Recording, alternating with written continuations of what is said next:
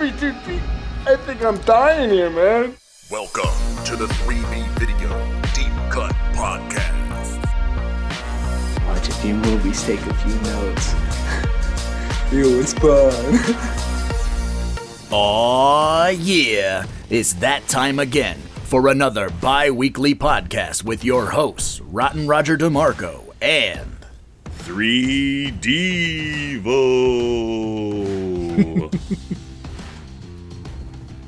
3D, baby. Yes, that is right. We are back. Not at Camp Crystal Lake. We're on the other side of Camp Crystal Lake this week. We're over at Higgins Haven. And it is time to get into that early 80s craze of the third movie of the franchise being in 3D. Aren't we clever? We are so clever. It's the most clever thing you've ever seen in your life. But we are continuing our trek through Voorhees territory. Voorhees, a jolly good fellow, and Voorhees, he's a jolly good fella. And I cannot wait because this is the one. This is the one that most people don't realize they're referencing, and then it turns out they are referencing this movie when it comes to Jason getting his hockey mask, having the slacks, the penny loafers, and the green shirt. So this is where it all starts, folks. I have no idea where he gets the loafers. I don't feel the rest of the clothes. You're assuming he takes off the grocery store man, but Yes. I don't see him having the loafers in his repertoire.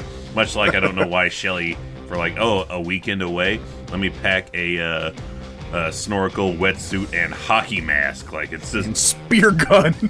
It's like put a blindfold on and just grab random shit in your place to pack for a weekend is what it seems like Shelley was doing for this. Yeah, I think we've determined that Shelley and McFly in Part 4, really, they bring picnic baskets. There was nothing in those picnic baskets except Coke. Well, I believe Chris McGlover did bring just a small shoebox of cocaine, but it looked like Shelley brought a goddamn like magic case, like the same like it looks like a luggage case that came off that fucking train in Indiana Jones and the Last Crusade. Like he could crawl in there and disappear or some shit. And he plays it like that, like what's in there? Like my whole world. Yes. You want to look Stick inside? Stick around and you'll find out. He is let's just go ahead and get it out, you know. Shelley's kind of a creep. He's kind of a fuckface. And albeit he's a misunderstood fuckface, but he's still a fuckface. He's the Eeyore of the Friday the 13th movies. Oh, woe's me. Yeah, Who I'm wants not skinny enough. Who wants to date a chubby fro boy? I'll just hang out here. I think this was Larry Zerner's first and only acting credit, if I'm not mistaken. Yeah, because he was a movie ticket taker when they were like, hey, you wrote a part and we totally see it in you. Would you do it? Would you be the chubby, annoying piece of shit like you are in real life, you chubby, annoying piece of shit? We looked at you and goes, that looks like a sad individual. I bet he doesn't have a single date lined up. Let's see if he wants to be Shelley. You pizza face fuck. Damn. And he is the reason we get the iconic hockey mask. Now, that is, in film, he's the reason. Yeah. But behind the scenes, that's something that's up for debate still. Oh, yeah. Everyone argues about it. There's still people like, let's just cut all the horse shit. I came up with it. And then someone else, like 3 seconds later, is like, no. I came up with it. It's like the fight.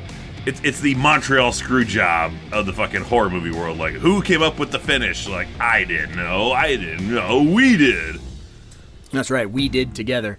One of the guys, I don't know, fucking Toronto Maple Leafs fucking goalie mask. Go or some Leafs! shit. And, yeah, he got a goddamn goalie mask in his car and just suggested, why don't we put this on Jason? Supposedly.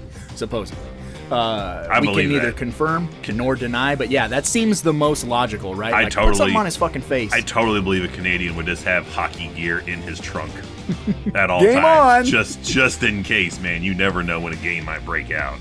Yeah, you know. You got to have the stick. You got to have the goal. One you Canadian got to have everything. One Canadian goes down, 2 will rise in their place to take the place on the ice, man. Everyone up there knows how to play hockey. Yeah, shout out to Groovy Movie. I imagine that he drives around and has hockey gear and syrup in his vehicle. I guarantee at all that times. man has maple syrup in his blood. It has at least 2 sets of hockey gear pads in the trunk of his car, just in case this shit happens. In the glove box, you just got your emergency reserve of syrup because you just never know, right? Shout out to all our Canadian brothers and sisters. Not to out mention there. the levels of hockey sticks you have in the house. Like, no, that's a historic hockey stick that was used in Game 6 of the Stanley Cup. This over here, this is the one I use. This is my everyday hockey stick. This is the one I use, sweep the fucking floors, shoo away raccoons, shit like that. No, that's my current gaming stick. That one is for games only. Yeah, no shit. So surprisingly, there is a lack of hockey sticks though in this movie. We will get to the hockey sticks. It'll take a good while, but we'll get to a hockey stick. Yeah, we will eventually get to a hockey stick. At least one that I know of off the top of my head. Mm-hmm. But can't talk about this movie without talking about last episode 2 weeks ago we talked about Jenny being like a revered final girl, and in this movie, Chris Higgins. I don't know where she ranks with you, dude, but she is quite possibly my least favorite final girl. She doesn't do much in the grand scheme of things. She doesn't. She's not a very likable person. She comes across kind of, she's another sad sack. She's kind of bitchy. I don't know. Come on, so I don't know about how you feel. She's potentially dealt with a Jason rape that took place previously, yes. Or she's previously on Friday the 13th. Yeah, which makes no 13th. sense because he's wearing his current wardrobe in her flashback, which he did not get that wardrobe until the day of this all attacking. So that makes no goddamn sense how he went from overalls to in this getup, and in the flashback from a few years ago, he looks like how he does now, which he didn't then. He had a dildo and he attacked me with it. It's very silly, but we talked about that twice already, and we're gonna keep talking about it. How the timeline for these films is just it's atrocious. It is not Halloween level of choose your own adventure, but it is it's equally as bad in a different direction. Do your own health and service a favor and just don't think about it. Yeah, just watch them. Yeah. Go give up a weekend with the Mary Jo Conrad and start trying to connect the dots, or don't. But yeah, I feel she just ended up in a fucking asylum, just rocking back and forth, just oh dude, no doubt. Like that's the rest of her life.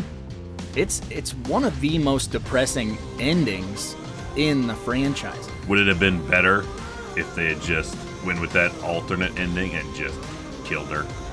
Yes. Just go ahead and pull the Band-Aid off, take her out, get it over with, and let's move on to part 4. Let's move on to Tommy Jarvis. But I always wanted to see that alternate ending, but unfortunately there's just photos, right? Yeah, I believe there's photos. If there is footage, I've fucking missed it. But yeah, apparently she hears like her mom's voice dude's voice coming from inside. She runs up, opens the door. It's not him. It's Jason, maskless, and grabs the top of her hair, swings the machete, and decapitates her. The body falls, but the head is still hanging by the hair in his hand. That's all shit you can see in the Crystal Lake Memories book, as well as the Blu-ray set. There's some pictures of that in one of my Fangorias too, from back in the day. I would imagine a set visit, and then them just thinking it was going to make it in the movie. That's what's so awesome about those old Fangorias, is a lot of those pictures is some of that shit is on the cutting room floor that you never see anywhere else. So shame that that's not something that we can actually scope out on that Shout Factory, Screen Factory set. That's yeah. We keep lobbying for all the uncut footage. I don't care how shitty it looks. Yeah, I want it all, Just like Fred Krueger, I want it all. Of course you do. Yep. Open up. Ooh, with You this, will be. this on Blu-ray will last forever. Forever. But this movie, like we said, kind of follows that 3D trend of the third movie. Did this start it?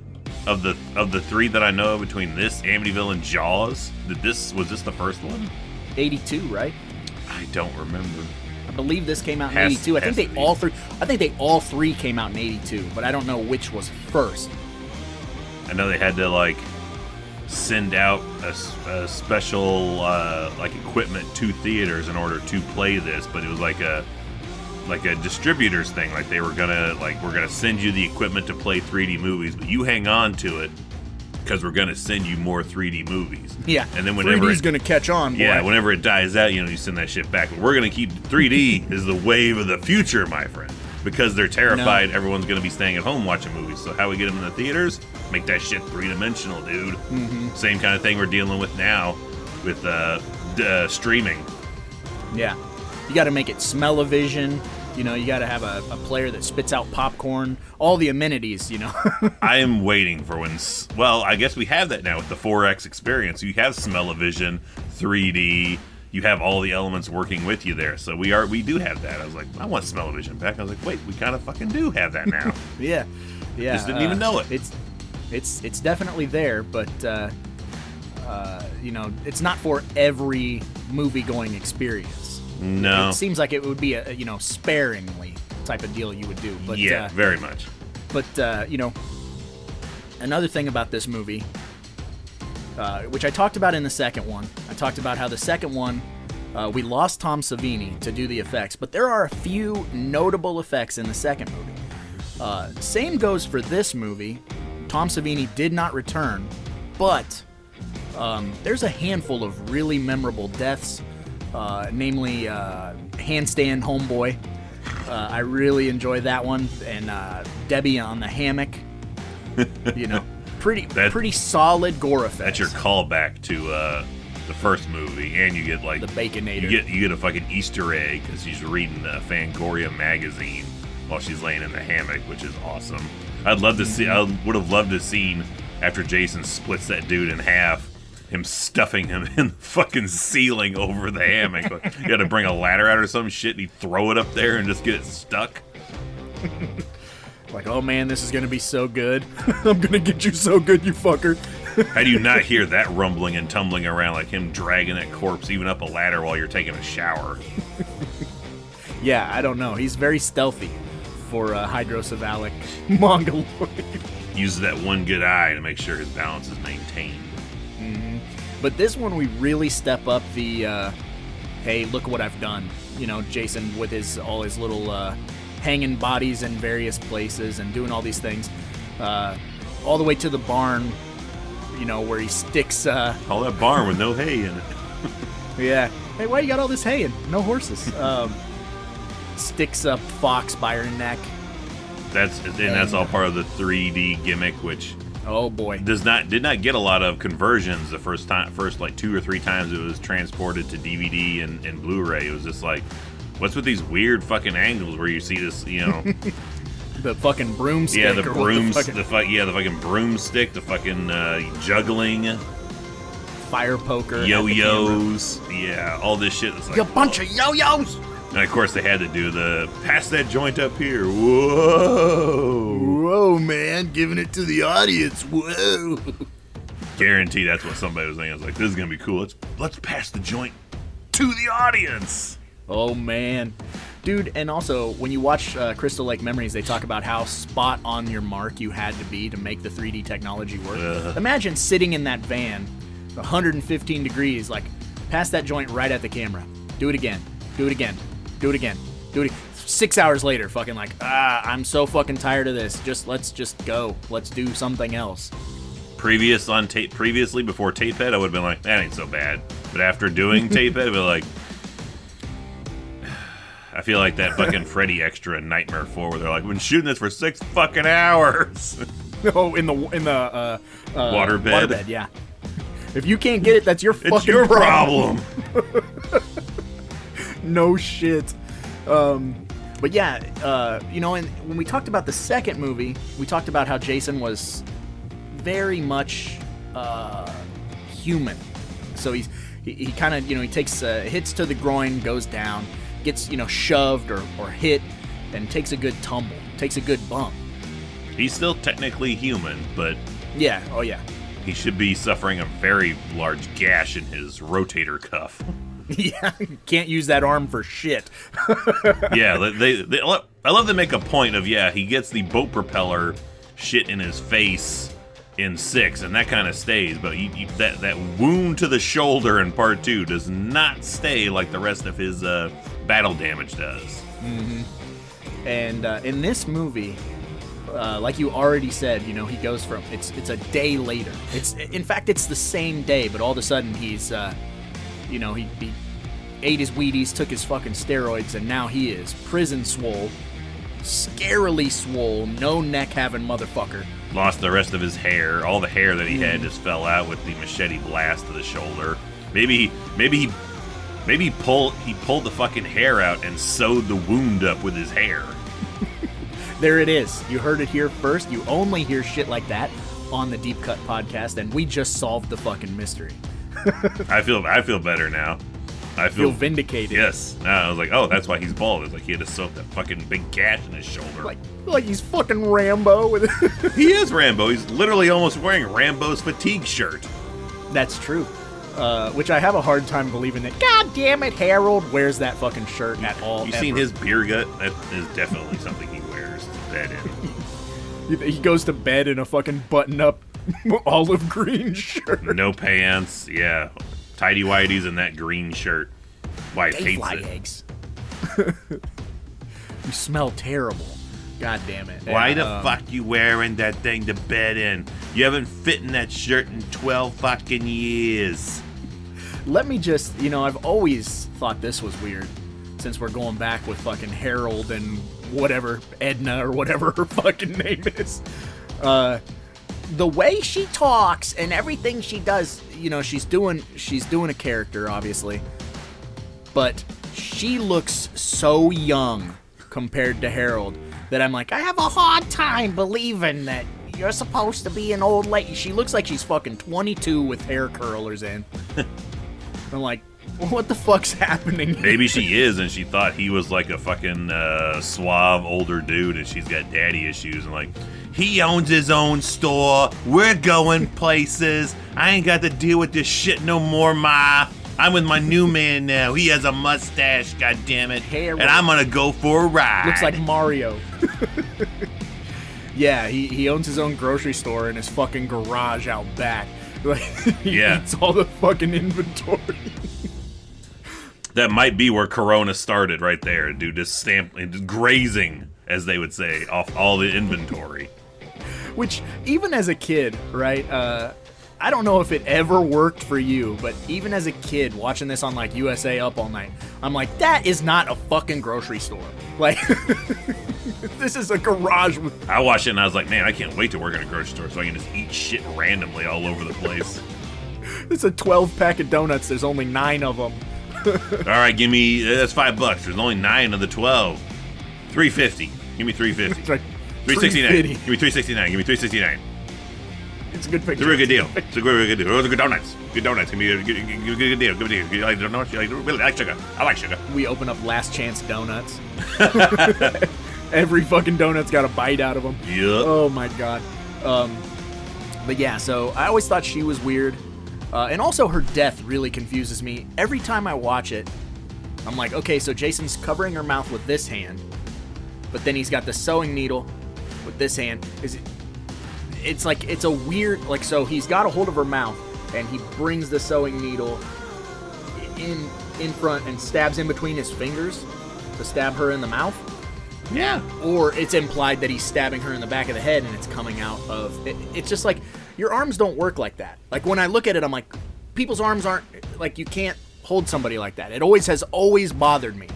looking at it. Well, he can move one arm better because he has a gaping hole slashing in it, so it's kind of flimsy. So it's like Stretch Armstrong. Yeah, like he can wrap all the way around because he's got this gap it's like a crease that opens up like a V. That's gross. Yeah, just fucking separating his heart. And it sounds like a tree cracking when he does it. Like, oh, goddamn! Get the rib spreader. Yep. Jesus Christ. Yeah. He don't never feel really thought of anything. that. Pain don't hurt. Yeah. Right boot. And that's another thing with this movie, where we kind of move into this territory where we think we're gonna get final girl and final guy, because Friday the 13th, the later movies tend to give us a final girl and a final guy, or sometimes multiple final girls and final guys later down the road, right? Letting way too many people live for no goddamn reason. No goddamn reason. And this movie sets it up like Rick is going to be the tough guy, the saving grace. When they get to Rick would beat the shit out of Part 2 Jason. Just oh saying. my God, starch him. Yeah. Rick is a country boy. It's that classic 2 hits. He hits Jason fucking hits the deck. Dude, he is super swole. That's Paul Kratka, if I'm not mistaken.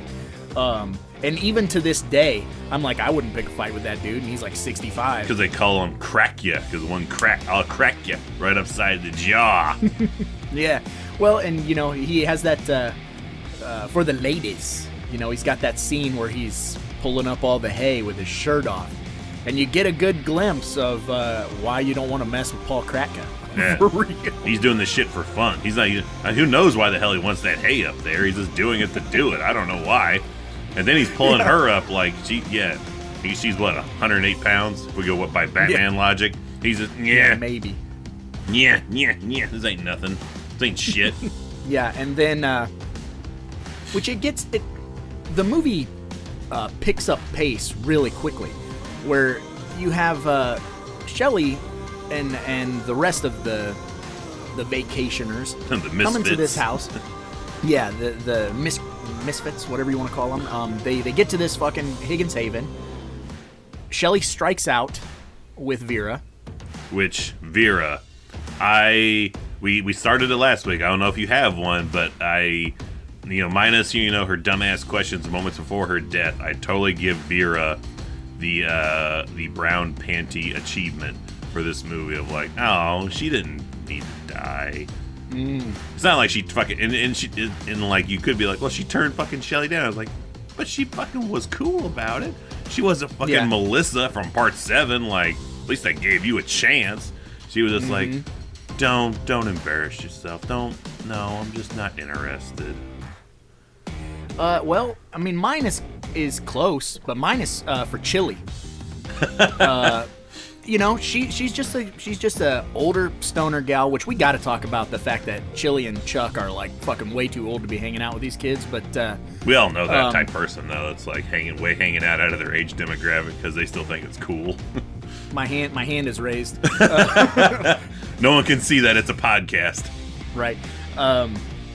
But very quickly, Shelley gets turned down, and then Vera decides she's got to leave, which they never really introduce Vera or Shelley to Paul. Or not, why do I keep wanting to say Paul? Because his real name's Paul Kratka. To Rick. So they just basically walk up on Rick and they're like, hey man, we need to get out of here. And he just gives them the keys to his car. Like, he's never met these fucking people in his life. That's Felicia shit right there. I need to borrow your car right quick. Yeah, right quick. And Rick, he's like, what kind of shit is that? And so, they steal the car, or borrow the car, and go to the supermarket where they get into this altercation with the biker gang. And, crew, whatever you want to call them. They're the most non-threatening, like, when your gang is, one of their lines is, hey babe, chill, don't worry, no one's gonna get hurt. You kind of lose a bit of, like, the worst you're gonna do is like, let's just siphon the gas so they can't leave here. Mm-hmm. Ooh. But then they were gonna burn down burn down the barn, which is pretty malicious. But I guess. Well, is it even their barn? No, well, it's Chris Higgins' parents' barn, I suppose. But I'm sure they got that shit insured. What's that going to be at? Like $40? Right, because there's no horses in there. Yeah, so. antique farm equipment. But so yeah, that's when we get introduced to the biker crew, if you will, and then we get the B storyline, the flat soda storyline of them feeling disrespected, so they got to come exact revenge. And Jason makes short work of them, very, very quick, and except for why am I blanking on his name? Spider or whatever the fuck his name is. The same guy that plays one of the bouncers in Fright Night. Yeah. Just like, shit, I can't get away from these things. Mm-hmm. He just gets, KO'd or something with something upside of his head? We think he gets hit with a wrench, right? He gets rush busted. Oh, yeah. And we assume he's dead. Spoiler, he comes out later, which, if he's early hit with a wrench like 3 or 4 times, he should be coming out of that fucking part of the shed like...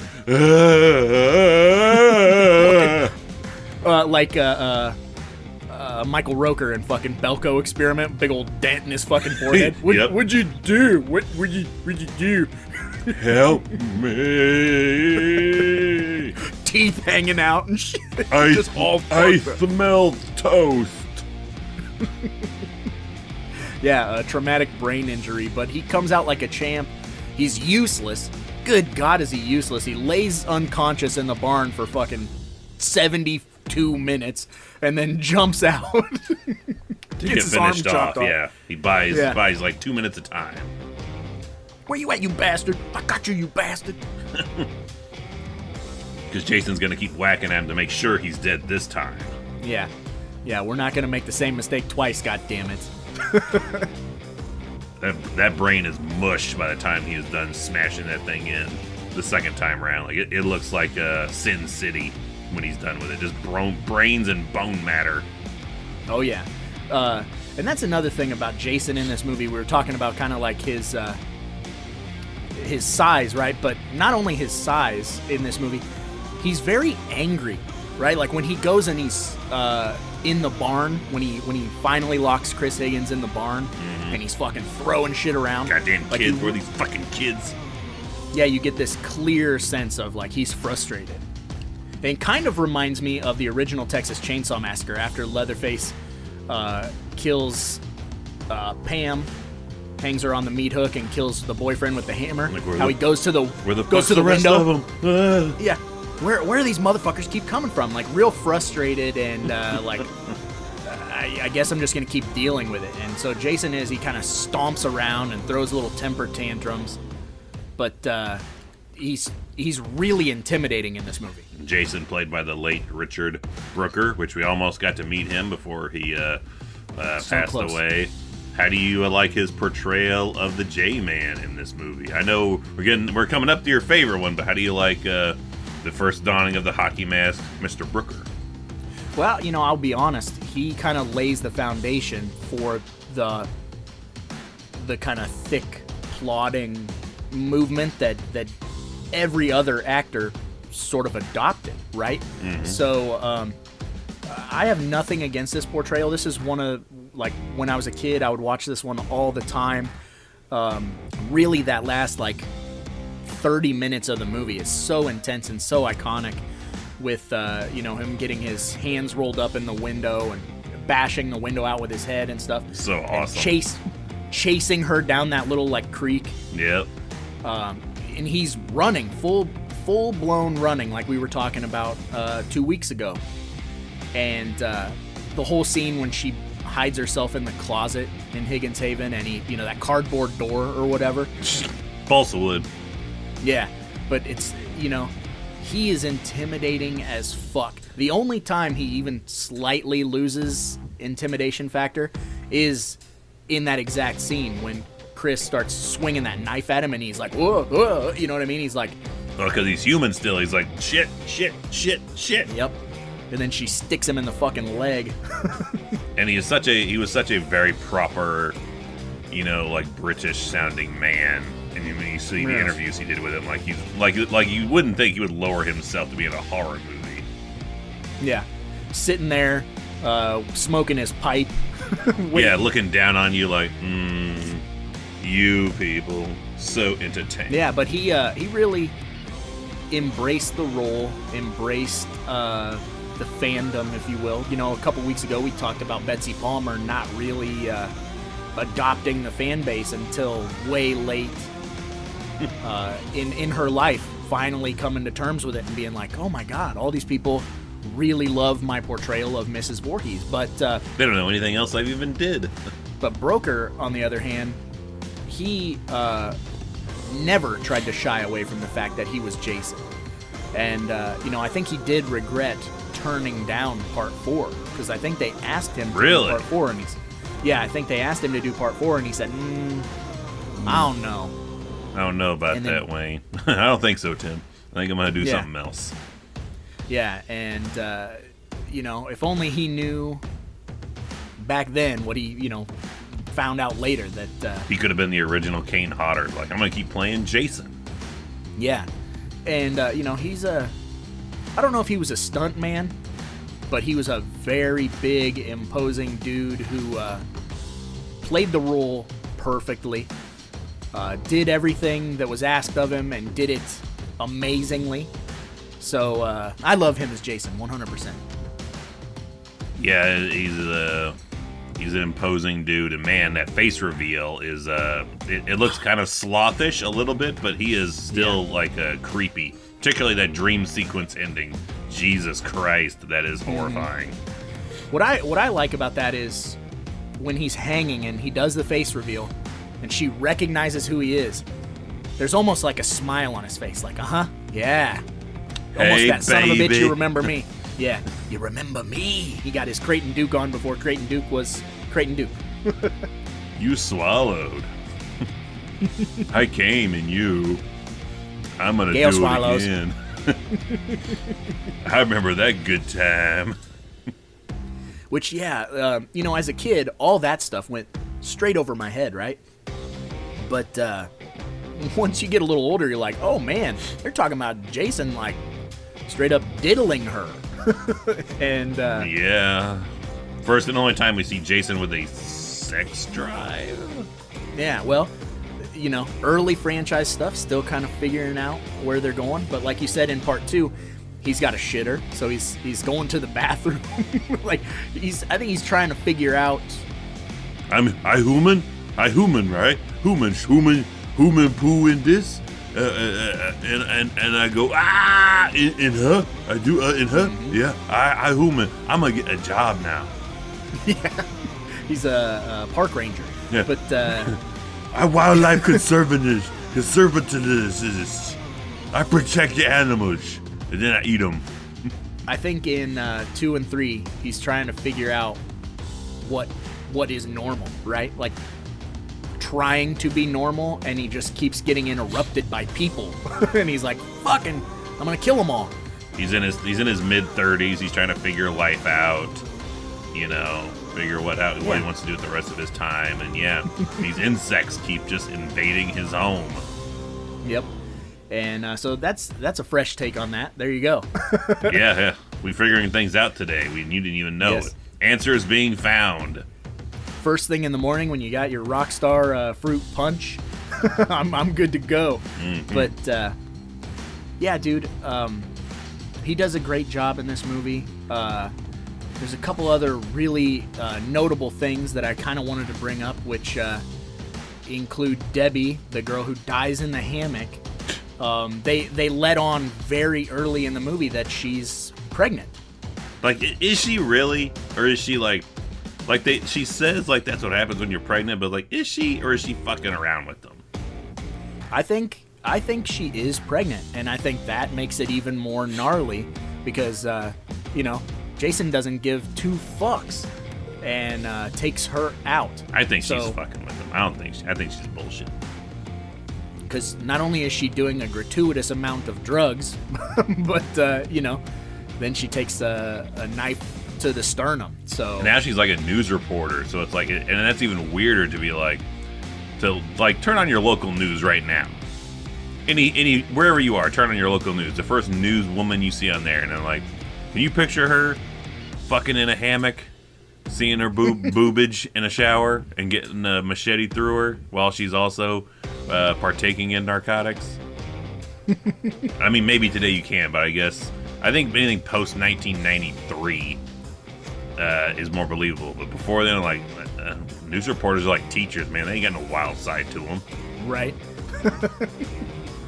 Good point. But yeah, she moved on and does news now. That was literally catching myself in real time, going, yeah, I guess there's like that's a whole meme thing of like teachers that are like tagging their own kids in classes now and shit. Like, and we didn't have a single teacher that looked under 65 when we were in school. All of my teachers looked like Mrs. Mann from Scary Movie. So Ballbricker from Porky's. Yeah, I even if I wanted to, I wouldn't have. You know. Yeah, you just caught that in real time. You know, oh yeah, that's not really a thing anymore, but that was a thing when we were young. Yep. 30 years ago. Oh, don't say that. 30 years ago, we were only 8. Good lord. So if you had to pick one off the top of your head, favorite kill in this movie?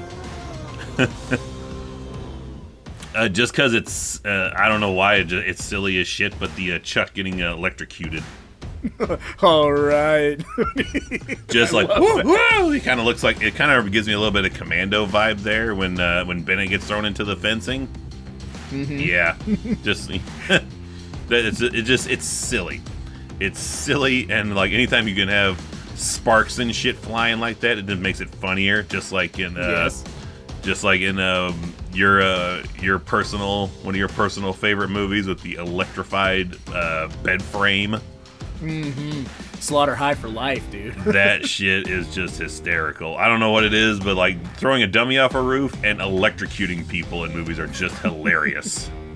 I'm a big fan of Chili's death because her lead up to her death makes me laugh so hard.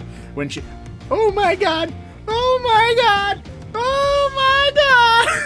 I don't know what. When she gets stabbed. Chili's dead. Huh? When she gets stabbed, then I feel like Pee Wee Herman wrote down her entire death. I was like, I'm gonna use that shit one day. Just,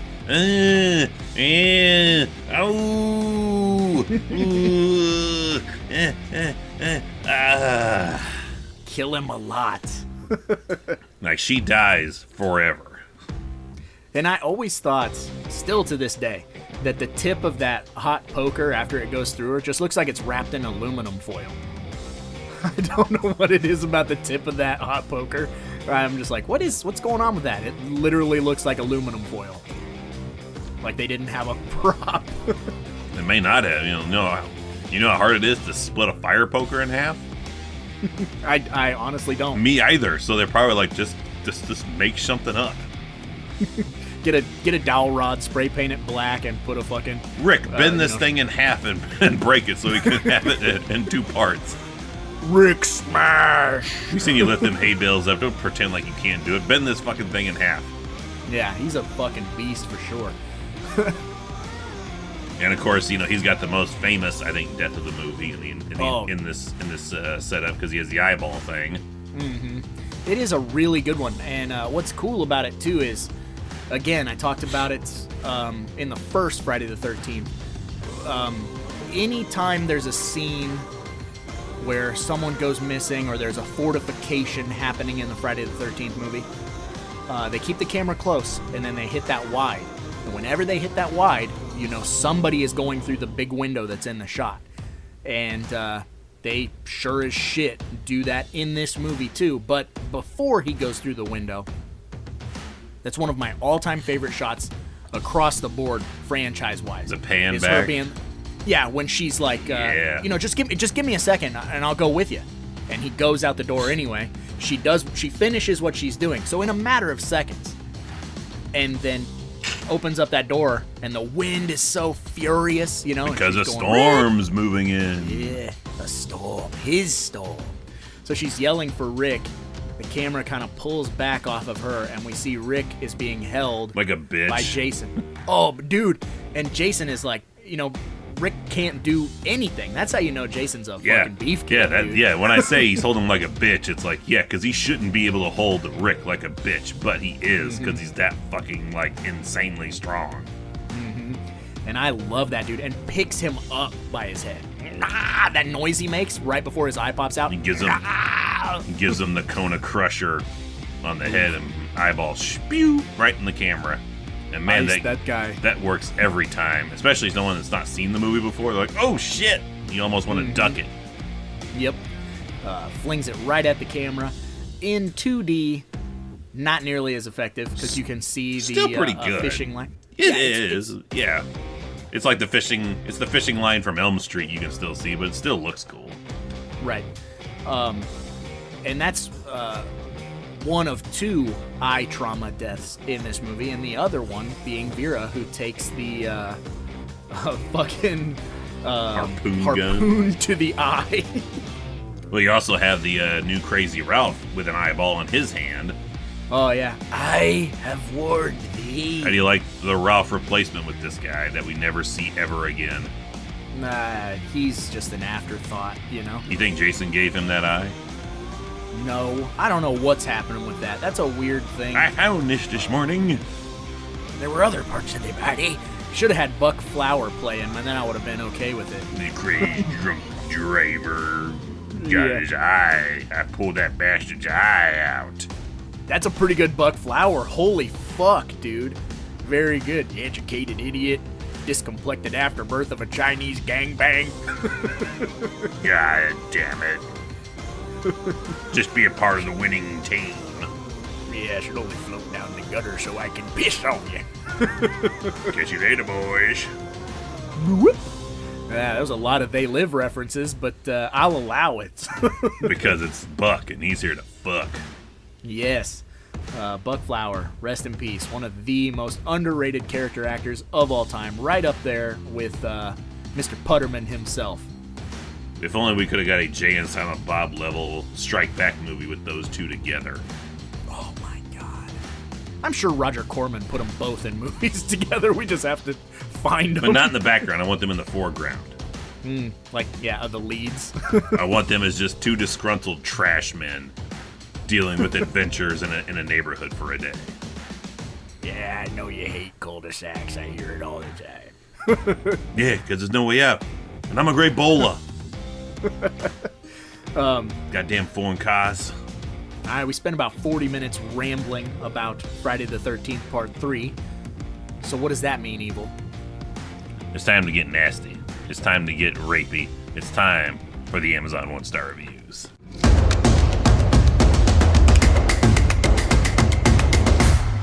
Hated it. First up, we got George Saltise. He's salty. On July 3rd, 2019. Good day. It's a good day. Yeah. Oh, July 3rd. He says 1 star. Bummer. Bummer. Not sure why, but the 3D glasses only serve to make me see double. And I don't drink. No, sir, I don't like it. I love this one. This is from Wits End. Oh. December Had 31st. enough. December 31st, 2016. 1 star. Nudity unnecessary. There's like half a nipple in this movie. And it's unnecessary, Roger. It's unnecessary. No nudity is unnecessary. Andy could have had his dick flopping around. Could have tied his yo-yo to his dick, and I'd have been like, that belongs in the movie. Helicopter. Yeah. I'd love to see that get by the MPAA. Like, what is this scene about? Like, he's just having fun. He's high off his fucking gourd, and he's playing with his yo-yo. Both of his yo-yos. All right. Next on up, last one we have here. Hillbilly Goat. Oh. On January 5th, 2011, says 1 star. Crappy. Never buy 3D movies unless it says Blu-ray 3D. Never made it to the end. I was expecting too much for a low-price movie. Price was great. I was just let down because I bought a 3D HD TV for Christmas. It still is a great movie, but set aside to watch it, but set it aside to watch real 3D movies.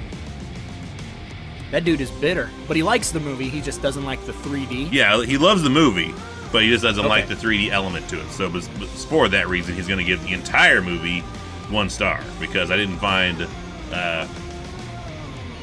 the separate Friday the 13th 3 and 3D versions to get 1 stars for. It's just Friday the 13th Gotcha. Part 3 3D. So it's just the one everyone gets, but he's just like, fuck that movie.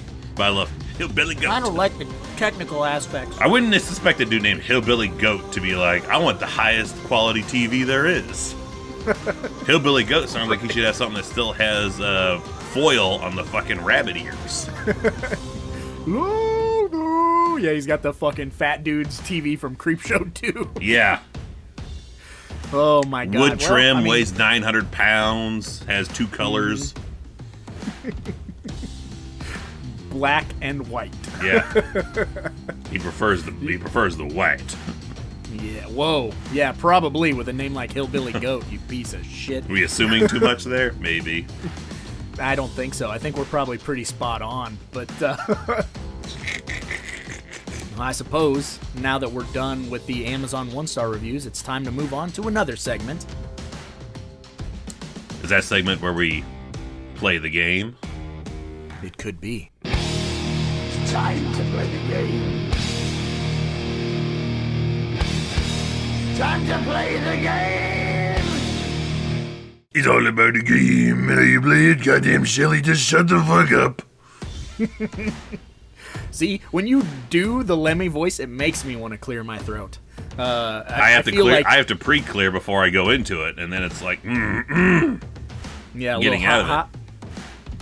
I will never stop referencing the Primatine joke from Ninja Turtles because I clearly have to just clear my throat constantly, which makes these podcasts a motherfucker because I have to edit out every time. I'm like, yeah, but and then you got wrecked by his hair. yeah, that's true. The hair realization. Yes, Yes. that he used to sew himself up with. No, that Casey Jones didn't have any hair. Oh no, yeah, that really still bothers me. Casey Jones. I Now, thought you we did were not talking know about that for Friday the 13th. years. Yeah. So, spoiler alert for any Ninja Turtle fans: Dun dun dun. Elias Koteas' hair in the Ninja Turtles '90 movie is a wig. But it looks real. Dude, I didn't know it either, but I wasn't quite as shell-shocked, appropriately pun, as you was when you heard that. I was like, that really fucks me up. like you had hopes like I can still become a vigilante with flowing locks of hair and a hockey mask Oh, and no. fuck up criminals. Oh no, I literally have Elias Koteas' fucking hairline. It's So it should I inspire legit- you more now. to get hair plugs. Yeah, and a couple of cricket bats. Yeah. Nobody understands cricket. You gotta understand crumpet. You understand cricket. But as far as a prop goes, if you've been hanging out with us, you know how this goes. Pick a prop from the movie. Don't make it a super well-known prop. Pick something that is a deep cut. That's why you're listening to the Deep Cut podcast. So, Evil, do you have one in mind right off the bat? You ready to go? I'm torn between 2, actually. One, I want fucking Rick's eye. Just because I think it'd be fun to have Rick's eye. Yes. But the second one, just because of the story we personally have, I want Shelly's mom's photo in his wallet. Because that's apparently his real mom. And we saw the screening with Shelly and Doug Benson. There was a Ooh, Doug Benson. interesting exchange between the two where they're doing commentary over the movie while we're watching it. And they pull the wallet out and Shelly says, like, oh, that's my real mom in that photo. And Doug goes, oh, she's hot. And fucking he cuts him off me like, don't talk about that way about my moms. I don't like Doug Benson.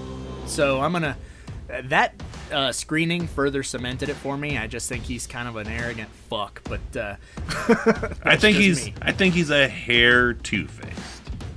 Yeah, a little bit. A hair. Like, he's a little bit too, for being the biggest pothead he's supposed to be, kind of, angry.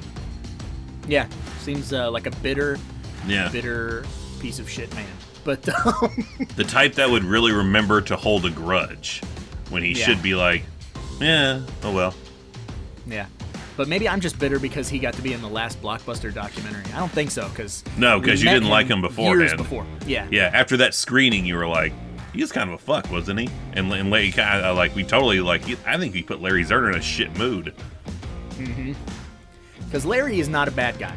Let's go ahead, we don't care for the character of Shelley all that much. But you're not supposed to. Yeah, you root for him just a little bit.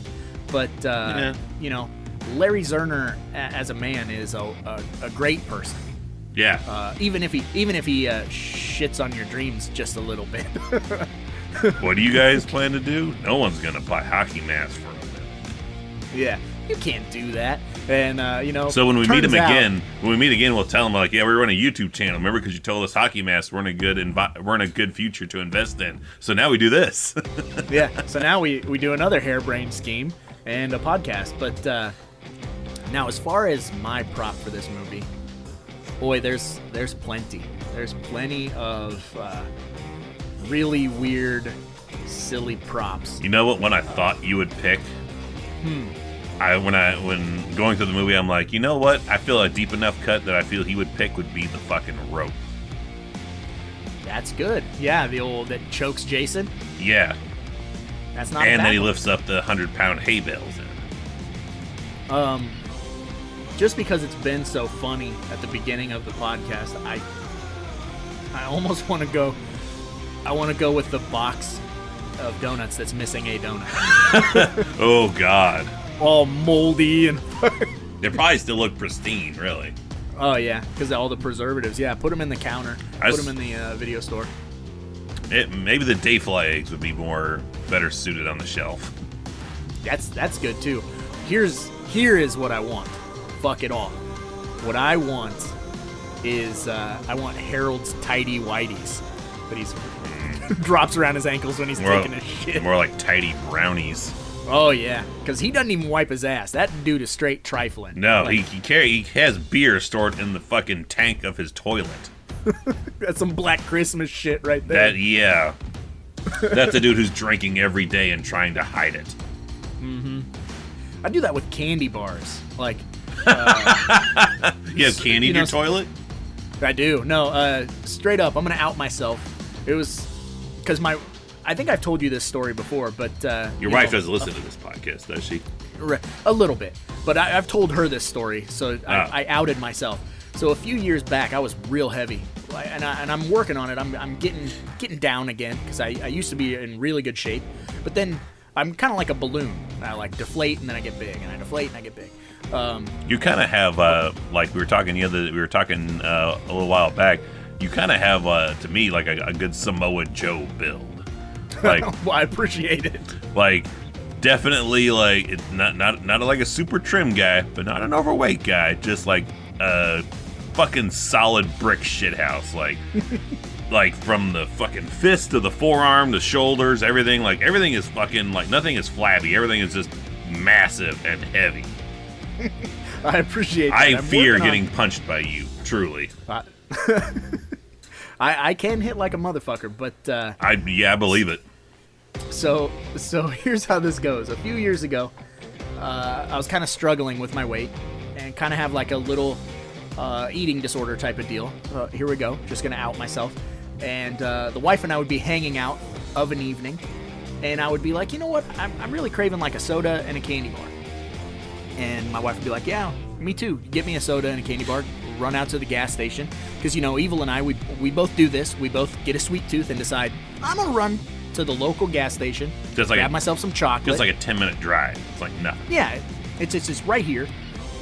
So, for a very brief period of time, this is what I consider, this is the closest to, like, cheating on my wife I have ever come.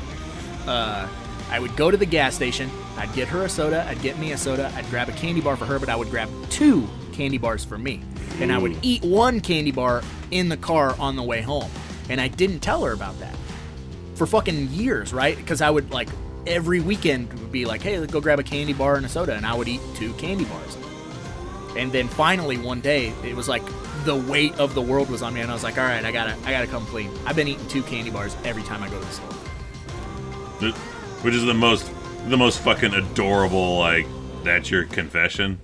Yeah, and that's basically her thing. She was like, oh my god, it's not that big of a deal. I'm like, but it is to me. I'm a chunky boy. I shouldn't be eating 2 candy bars, you know, on a fucking almost weekly basis. Like, so that happened. That's a thing that happened. I'm outing myself. That's not too bad, though, sir. Same area for me. I'll go and buy a bunch of anniversary cards and put them in my glove box. That's genius. So if ever I forget an anniversary or a birthday or whatever particular reason, or even it's just like a no reason type thing, like, hey, I got you something. I forgot it's in the car. Give me a minute. Scribble, scribble, scribble. Love you, XOXOXO. Yeah, they imply that that's a lot of thought process, but that's a married man trick right there. Mm-hmm. Yeah, that's genius, dude. I might adopt that. I might get like one of everything, like a birthday for my daughter, birthday for my son, like happy anniversary. You forget everything birthday. in the car, Roger. What's up with that? I didn't forget anything. I just want to run and grab an energy drink real quick. You know. Or I left the milk in the car. Let me go out to the car right quick. But that's pretty smart. That's a gallon of cheese now. Oh, don't. Sick. But as far as final thoughts for this movie goes, because we've each given a prop and we went through the Amazon 1-star reviews, my final thoughts are: Do it. do it. This is a great movie. This is the beginning of Hockey Mask Jason. Sets the tone a little bit. It does feel old. I don't know what it is about it, whether it's the disco music or that's what it is, what. and that's the thing we didn't mention about this movie. That is the hidden gem of it, which is why I put it in the recommend of highs, because this has the Jason disco theme song, and it fucking rocks. It does rock. But whatever it is, whether it's the disco music, the fashion, the overall look of the film feels old. And certain movies in this franchise feel older than other ones, which we already have talked about and will continue to talk about. But that's all director of photography and director preference anyway. You might say we were going to be talking about this for another 10 episodes. Holy moly, that's true. But I suppose, on that note, we should probably get going, because after all, there's a lot of movies out there, and somebody's got to watch them. So why not us, right? In 3D.